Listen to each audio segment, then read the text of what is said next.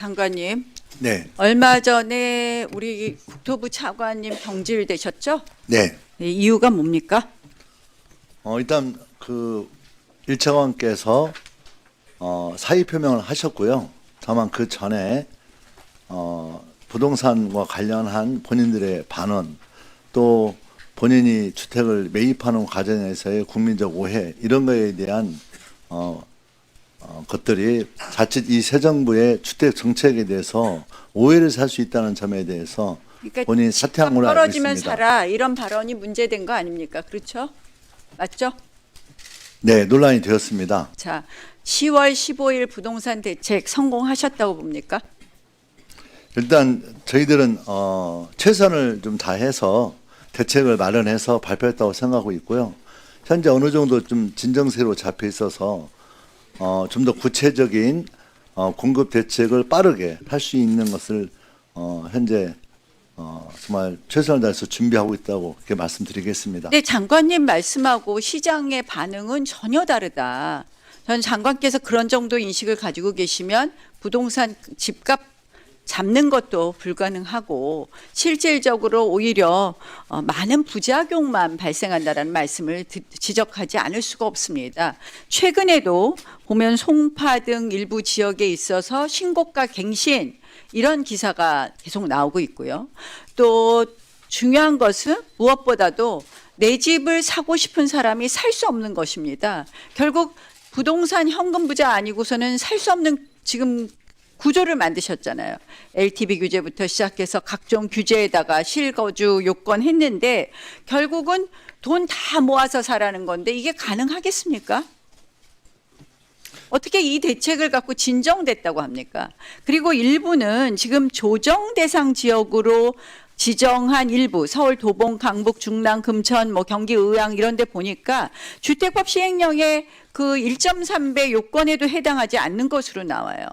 그러니까 무조건 그냥 억누르자 하는데 결국 어떻게 됐느냐. 사고 싶은 사람 집 못 사고 그다음에 전세에서 월세로 전환하는 것이 급증하고 있습니다. 알고 계시죠? 예, 알고 있습니다. 그래서 요새는 어떻게 되느냐. 좌파 정권이 들어가면 무조건 집부터 사야 된다. 집값이 뻔히 오르게 되어 있다. 지금 그걸 그대로 반복하고 있습니다. 중요한 것은 수요만 틀어막는다고 해서 틀어막혀지는 것도 아니고 결국 이 부작용은 사고 싶은 사람들이 살 수 없게 만드는 그런 결과를 가져오고 있습니다. 저는 10월 15일 부동산 대책부터 시작해서 전면적으로 부동산 대책 재검토해 주실 것을. 네, 수고하셨습니다. 네, 전현희 위원님. 장관님 고생이 네. 많으십니다. 예, 이번에 부동산이 서울이나 경기 일부 지역이 굉장히 폭등을 해서 우리 국토부에서는 특단의 대책을 세웠지 않습니까? 네. 근데 이재명 정부가 출범 4개월밖에 안 된 상황에서 그런 이제 부동산 폭등이 있었습니다. 이 부동산 가격의 폭등의 원인이 무엇이라고 생각하십니까? 일단 저희는 여러 각도로 생각하고 있습니다. 첫 번째로는 기존 지난 몇 년 동안 부동산의 공급이 거의 절벽에 가까울 정도로 부동산 공급이 안 되는 과정에서 굉장히 집이 모자라고 있다라는 측면 하나고요.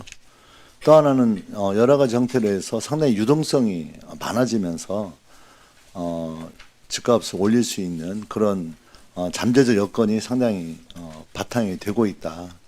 이런 점들이 부동산 시장에 영향을 주고 또 여기에 이제 투기 세력 내지는 갭 투자라든가 이런 매입하려고 하는 방식들이 상당히 같이 이렇게 맞물리면서 부동산 가격이 상승한 데 큰 예. 원인이 되고 있다고 생각하고 예. 있습니다.